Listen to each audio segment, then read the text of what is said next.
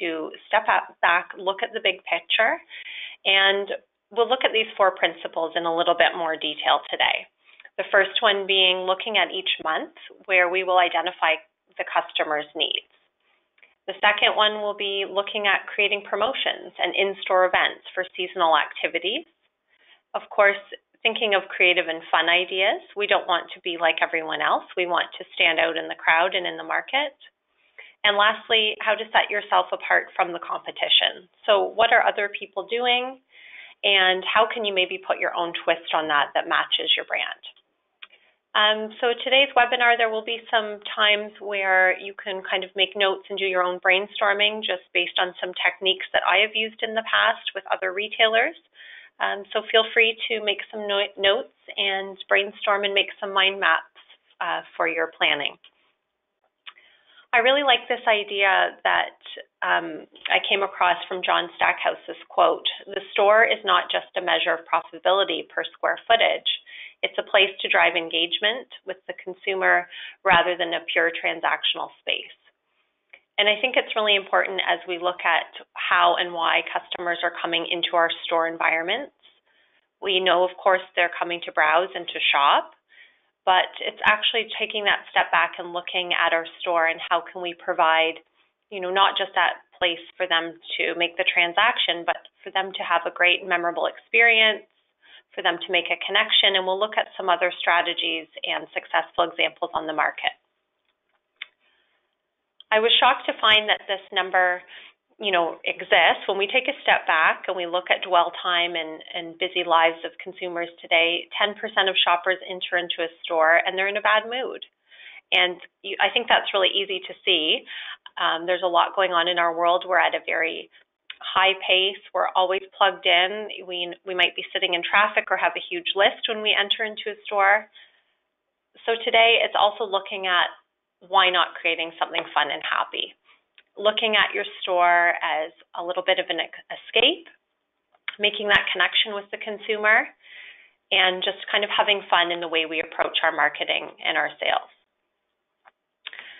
We've heard the phrase for a little while now on the market that the store is the stage. And this came from a Deloitte survey, and it said retailers should revisit the role their physical store plays in the consumer's shopping journey and how existing physical store space is being utilized and leveraged. So, of course, we look at our store and our layout. We see lots of racking and fixtures.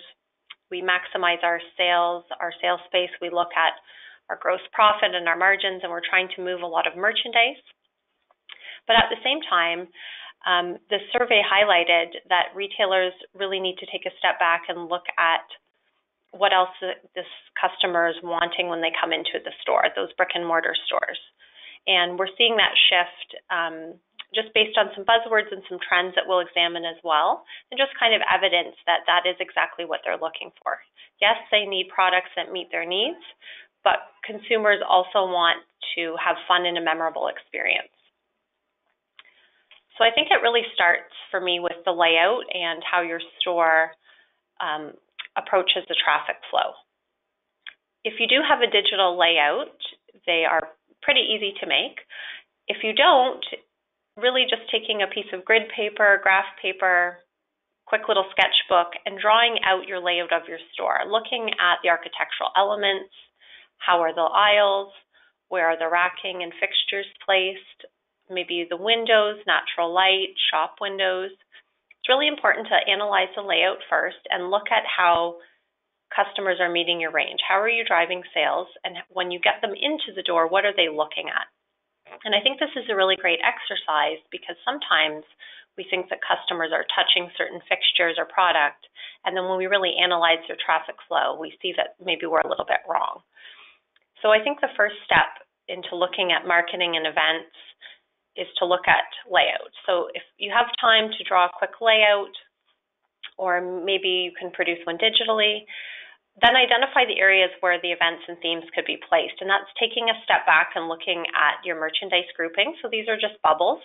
So it could be, if it's a ladies' wear boutique, for example, evening wear, sports wear, bathing suits, coats, accessories, clearance, etc. Each merchandise bubble could be flexible or they could be permanent.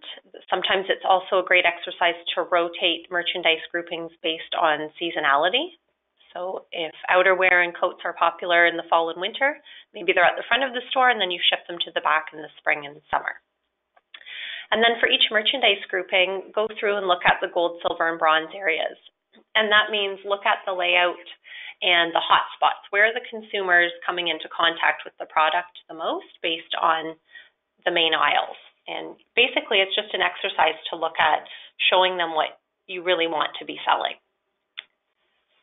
This is another example of just a very kind of simple grid layout. And on that layout, you can see 3 focal points highlighted. So these could be stories or vignettes. And what this does is it just, again, allows us to concentrate on key areas within the store and then how we can better utilize them to have successful events and events that really shout out our theme so that when our consumer comes into the store, they really know what we're trying to promote. So identifying these hot spots or these key vignette areas is a very simple exercise. And you can see here by the examples that maybe you could have an architectural element like a bump out on the wall built. Maybe there are different shelving units or fixtures. And it's amazing what a little simple can of paint can do. Or maybe you just paint out a background or add some type of fabric or large format printing or even wallpaper. These are flexible spaces that you'll want to change out, but it's a really good idea to look at these areas within your store. And then my next tip is to get out the good old Excel spreadsheets. Obviously, you can just do this handwritten, but it's nice digitally to have records of all of your planning, and then year to year you can go and compare and contrast your ideas and your results. But within Excel, create a monthly plan highlighting key media areas and the changes. And then at the bottom of your Excel spreadsheet, you would have a tab for each month. So this is just an example of how you would go about doing that. And some of you maybe already have this strategy. So for example, the month is July, and then we've listed down the left-hand side all of the main medias in our shop. So I might have 2 shop windows, a large entrance table that's a hot spot, and 3 focus walls. So that would be similar to this idea where we have our vignettes. And then I might focus on what's happening around my cash desk, then a back wall, and then perhaps one more item such as a center display. So once I have my main media areas, that's not to say I ignore the rest of the store, but it just helps me to focus on these key locations. And it's also a little bit more realistic. We can get very tired and worn out if we're attempting to flip our whole store, or we might just feel like it's a snowball effect. Once we move one item, everything else shuffles. Then at the bottom, with just different colors, we can highlight for the month of July what we would like to focus on in store. So as an example, a patio event is happening, then maybe new summer items are coming in just with the barbecue theme. We'll probably always have clearance to get rid of and need to focus on that. And then maybe another event could be a designer or curated collection. So maybe it's almost like a launch for a new product. And then you break down your spreadsheet by week, so generally 4 weeks per month, and then just kind of focus out and zigzag your pattern in terms of what is going on in which media. So I've started out with fresh windows and a clear theme. So you can tell when we look down column B, my main hero, my event is the patio event. I want that to be very obvious in my store. A secondary little hint or another focus would be the designer curated collections. And that's important because not everyone will come into the store and want to be looking at my patio event. So a secondary event is always great because it makes you tap into a different market. And then a little bit of clearance on the back wall. As you can see, week 2 is a little bit lighter. Everything is new and fresh, but there might be a few little adjustments maybe in high traffic areas such as the cash desk and the display table. Then as we move into week 3, I've highlighted the windows and they might just need a refresh. So that's not to say they get completely redone. Ideally, a nice kind of rule of thumb is to have your windows in for about 4 weeks with a refresh in between.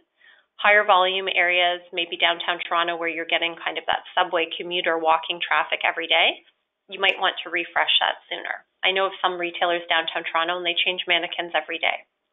So obviously if something's not working, this is a little bit flexible.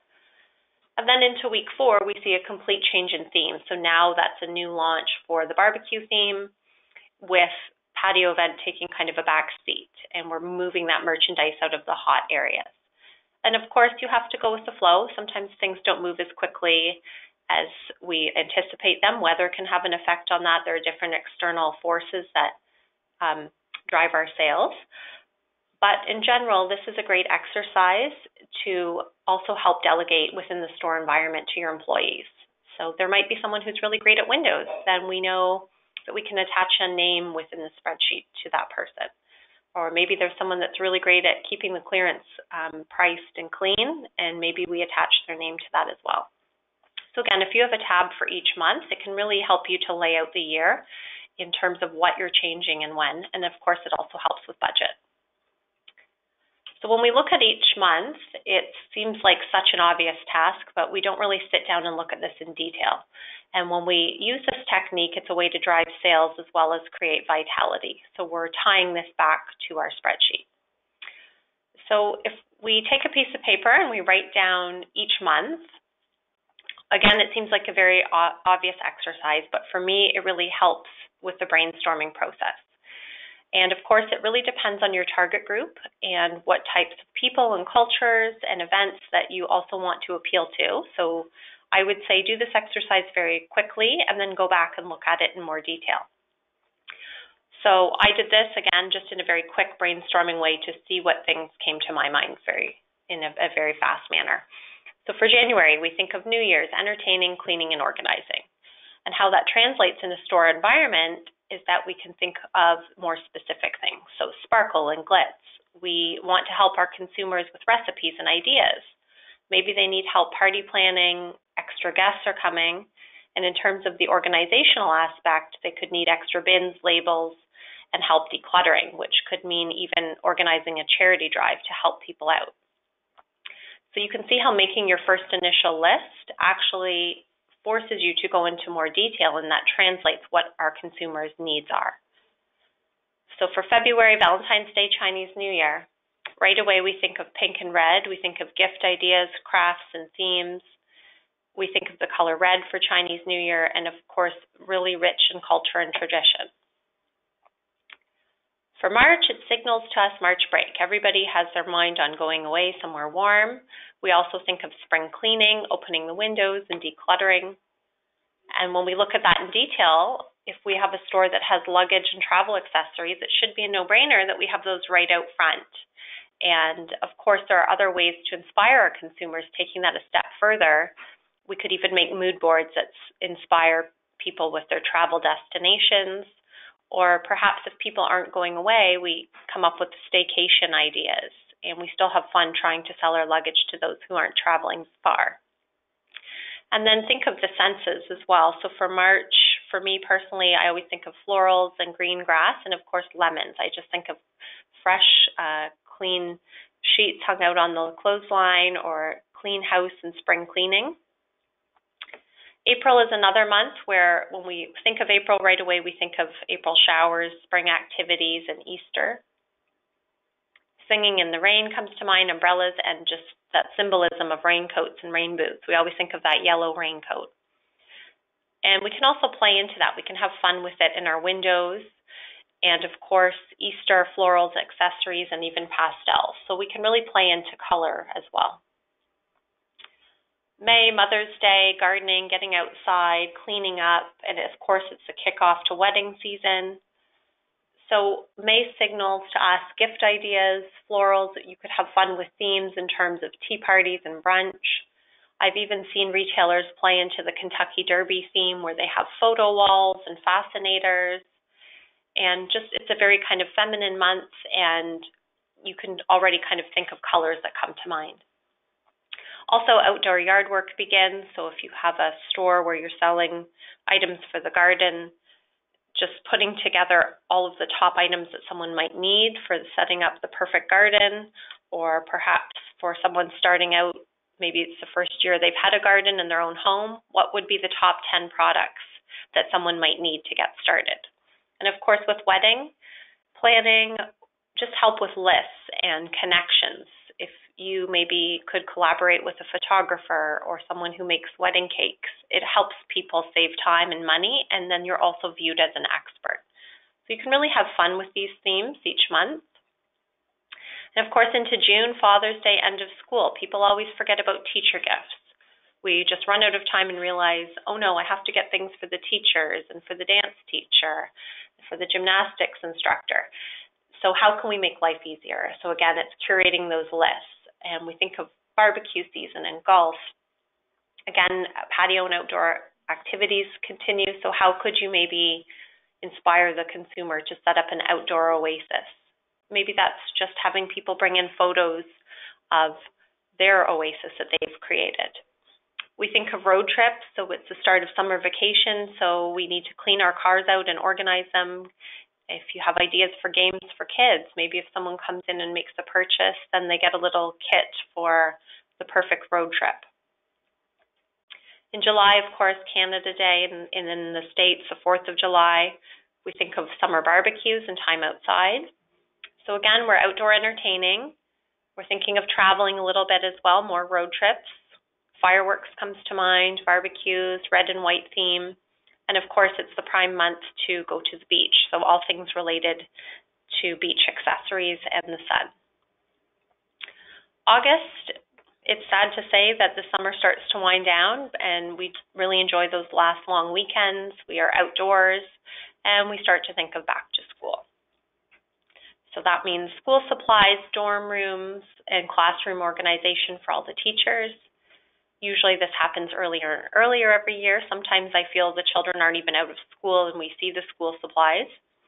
But again, you can make that top of mind in August and have inspirational pictures or fill backpacks with all of the top items for each grade and just really help people, again, save time, give them ideas, and inspire them.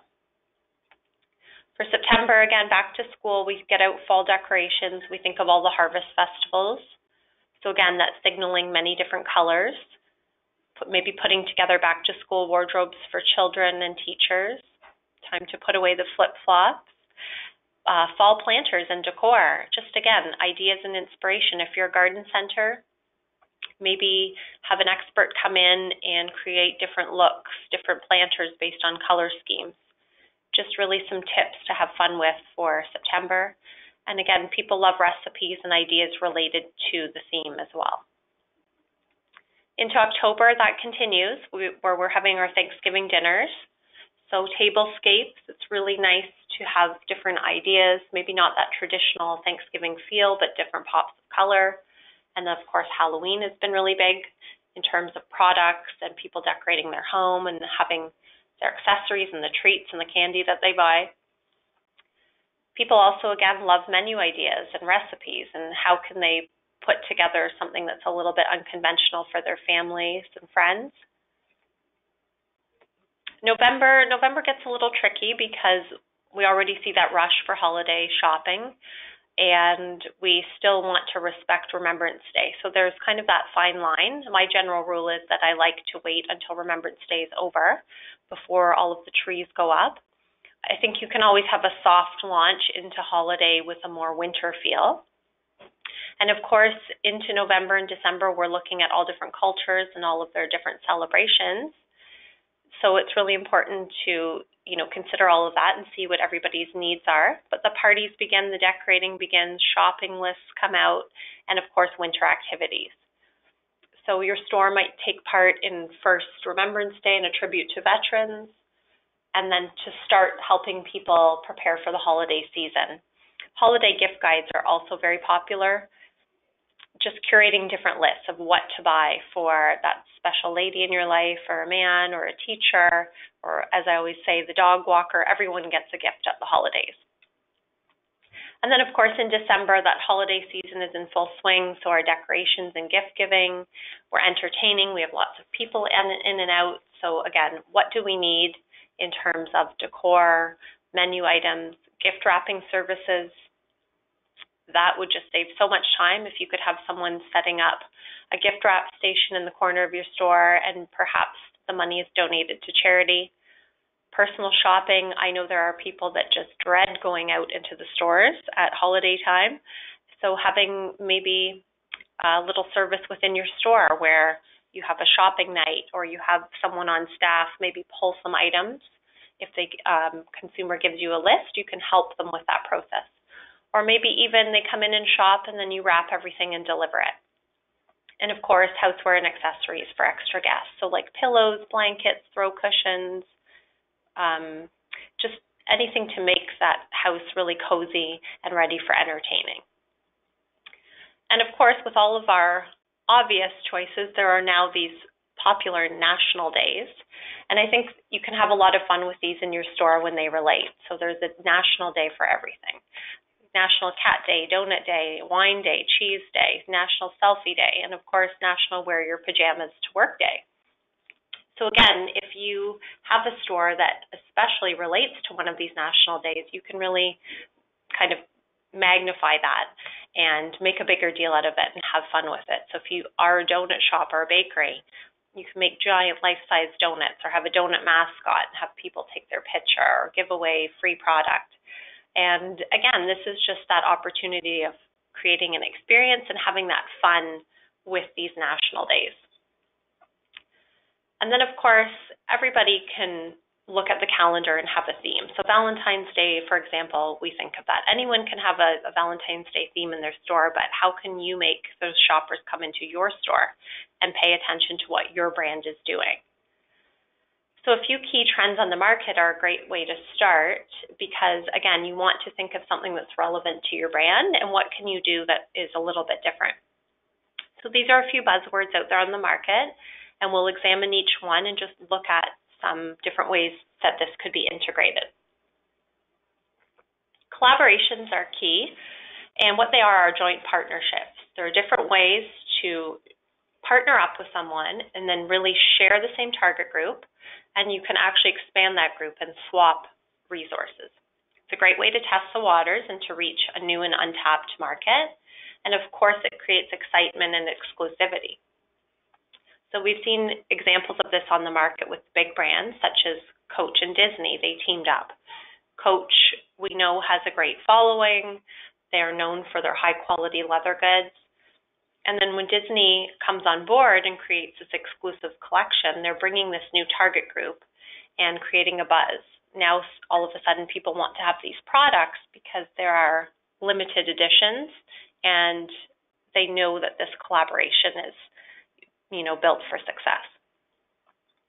Another example with some key players was Gucci. They teamed up with Major League Baseball. So you might think this is a very odd partnership, but luxury goods, of course, have been on the rise. And then that kind of whimsical or fun approach with Major League Baseball, it also allows people to customize based on maybe their favorite team or just purely for the love of fashion. So an advantage with these collaborations is looking at community partners and alliances. So as I mentioned before, maybe you're a dress boutique, you sell a lot of dresses for mothers of the bride and for wedding season. So maybe you take it a step further and have a collaboration with some wedding photographers or maybe a hair salon that can come in and, demo hairstyles for the wedding or special events. Really great to poll customers now with social media on Instagram. We can very quickly have a little poll or questionnaire asking them what would they like to see as a collaboration. So I think it would be really interesting to set a goal of at least 1 or 2 collaborations for the upcoming year, plan them, execute them, and then track your results. So partner up with someone in the community that you feel would benefit your business, and in turn you could help them. And I think that it only brings success when this happens. Curated is a word that we think of when we think of art galleries.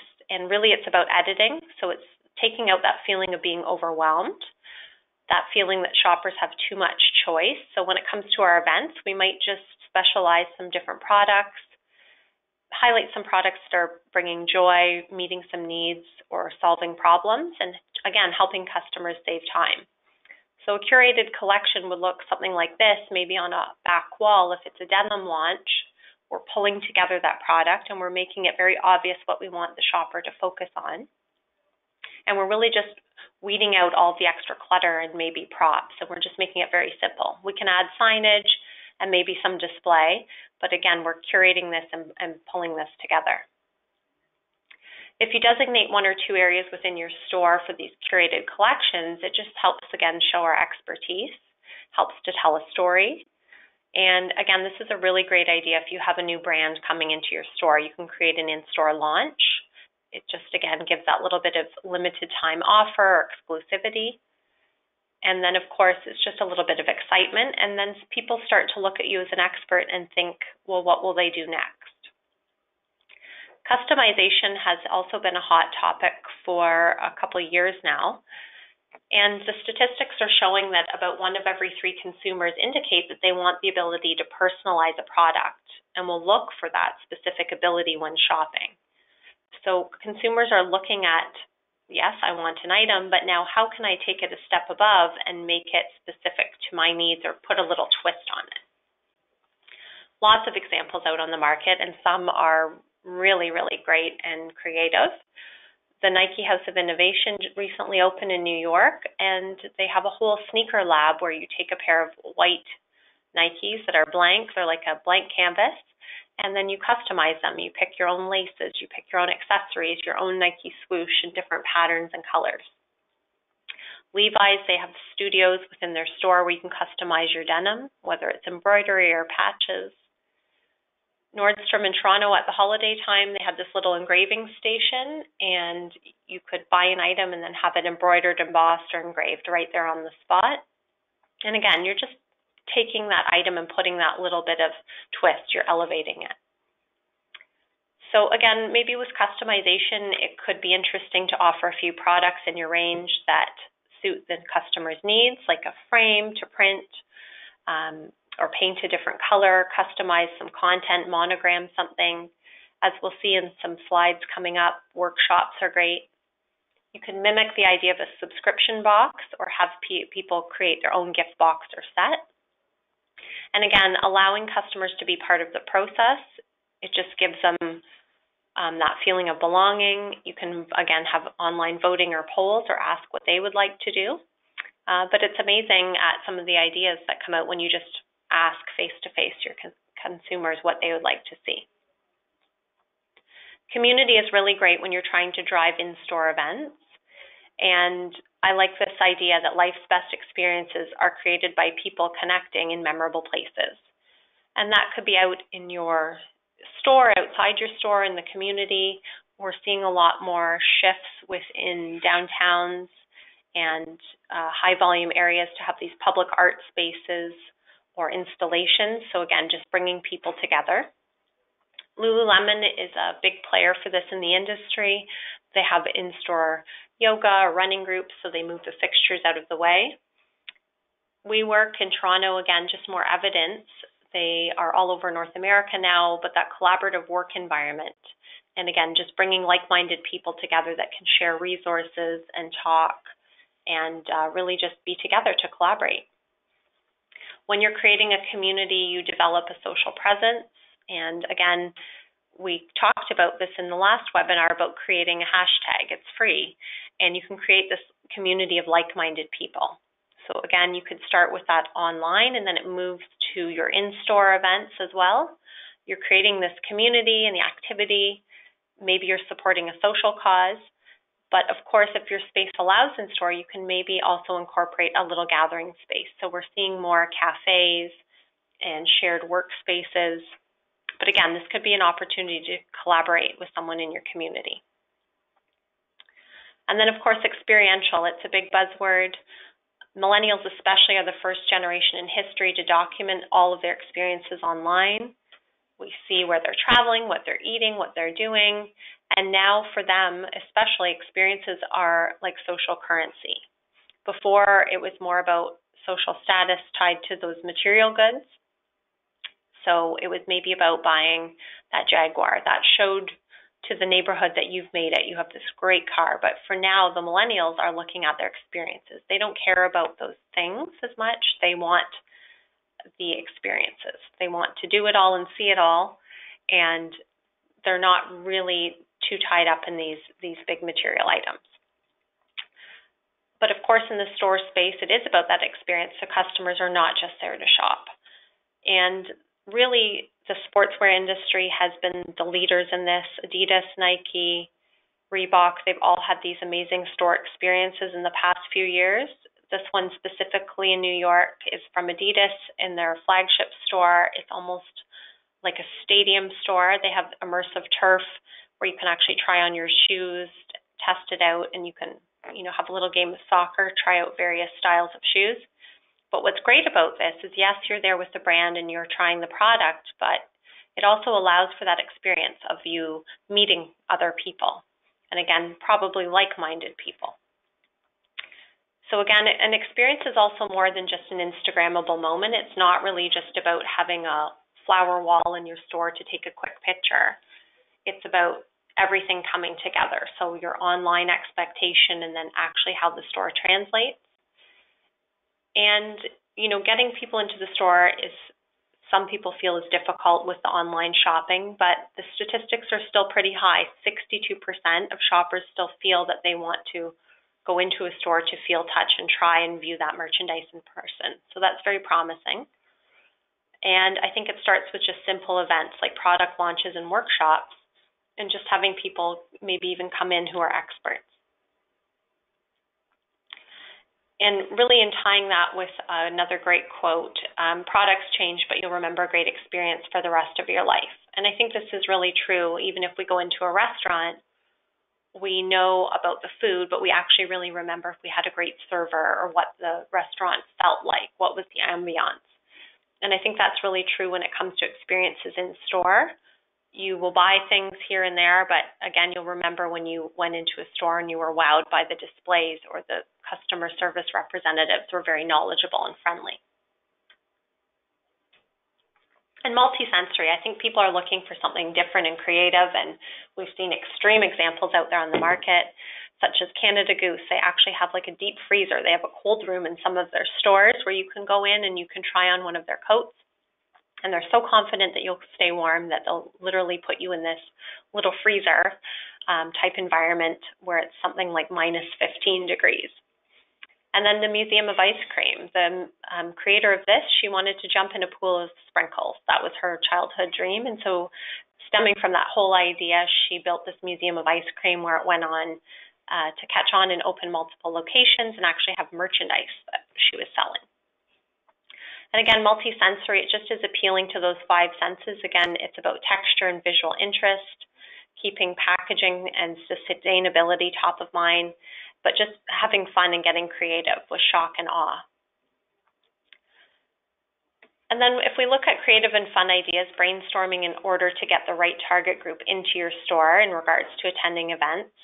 Again, you look at your commercial calendar, you can look at polls, look at what people are doing. There are lots of community boards out there. But a very simple technique that I like is a fun in-store launch party. So, it just could be something as a simple fixture in a hot spot where you redo your window to have a theme, and then, something very simple like a little bit of food or drink. So it's amazing when you can just add some signage and collateral from a designer or a supplier, and you pair that with colorful props and accessories. Even decorations can be eye-catching. So again, it's very amazing what you can do from items at the dollar store. Just pick a color, ask a designer or a supplier for collateral. They're probably only too happy to give you items for a display. And then, of course, when you add food and drinks, everybody loves that, and they stay in the space a little bit longer. So it could even be something as simple as a little bottle of water that's branded. And then, of course, a small takeaway or favor or a door prize is always successful. It just makes people happy to get something free or maybe a coupon to come back for another visit. Having a local stylist or designer could also be a great hit in store. So again, you're looking like an expert because you've hired someone to come in who is also knowledgeable in the field. So this is an example of a stylist in the area, Diane.